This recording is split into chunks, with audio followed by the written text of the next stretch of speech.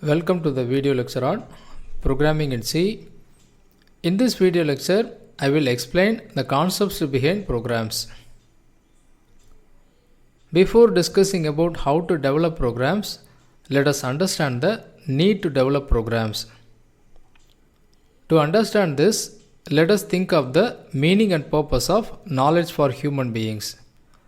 Knowledge is a skill acquired either by reading or by practical experience to perform a particular task.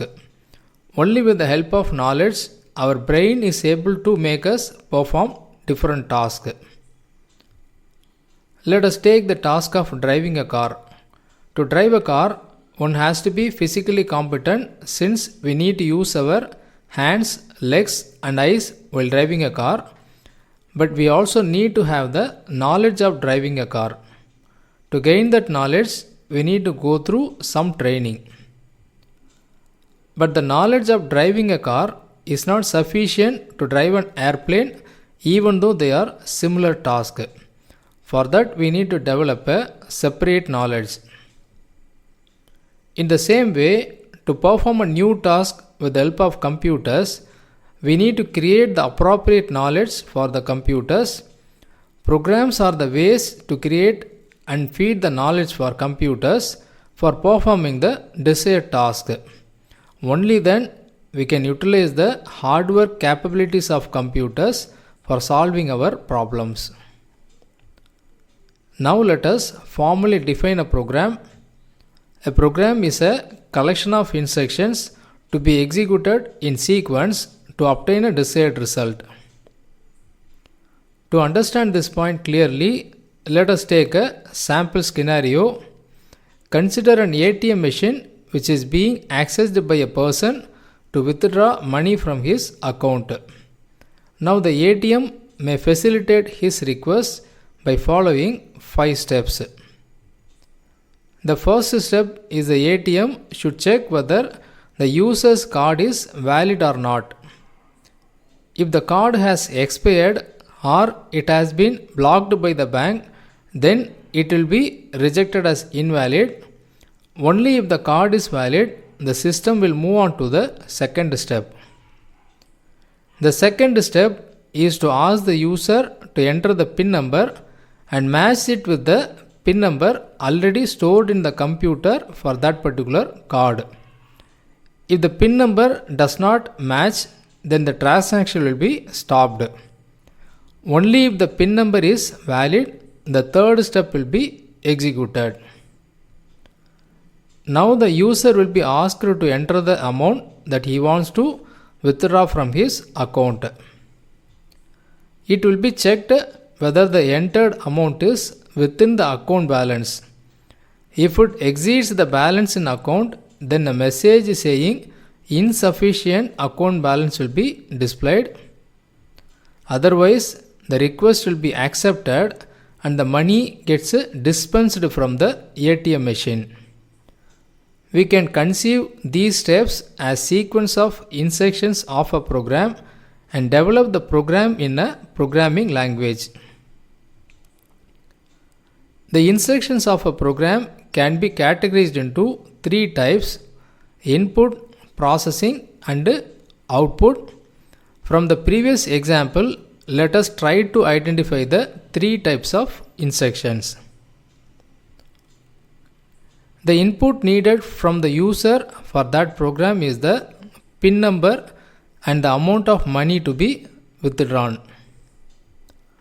The processing done is the verification of the card validity, PIN number, account balance and finally debiting the account before dispensing the money. Output of the program is either an error message of invalid card or wrong PIN number or insufficient money or the account balance after the account gets debited. In order to convert those steps into an actual program, we need the help of a programming language. Programming languages are the tools to develop programs. There are several languages available and each language is different. A program written in one language will not run on another language. Generally, languages consist of a set of rules which are like the grammar in spoken language, a list of commands or functions for various purposes.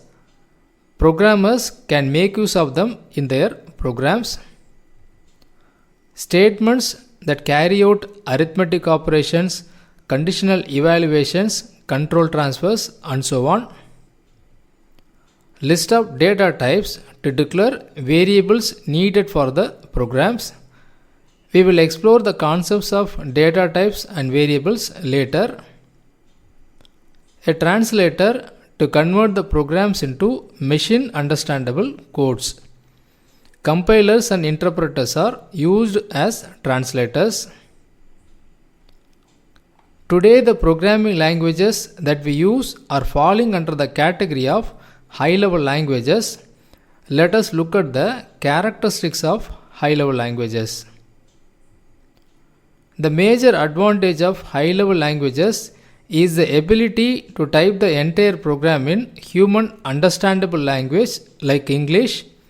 So we don't need to learn any machine language to write programs. As a result, they are easier to learn and to develop large programs. But a high-level language program requires translation before execution.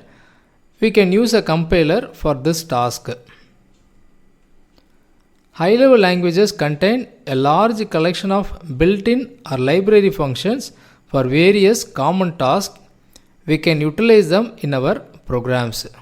So we don't need to spend time for developing those functions again. There are plenty of high-level languages available to choose from. We can choose a language based on the application that we wish to develop.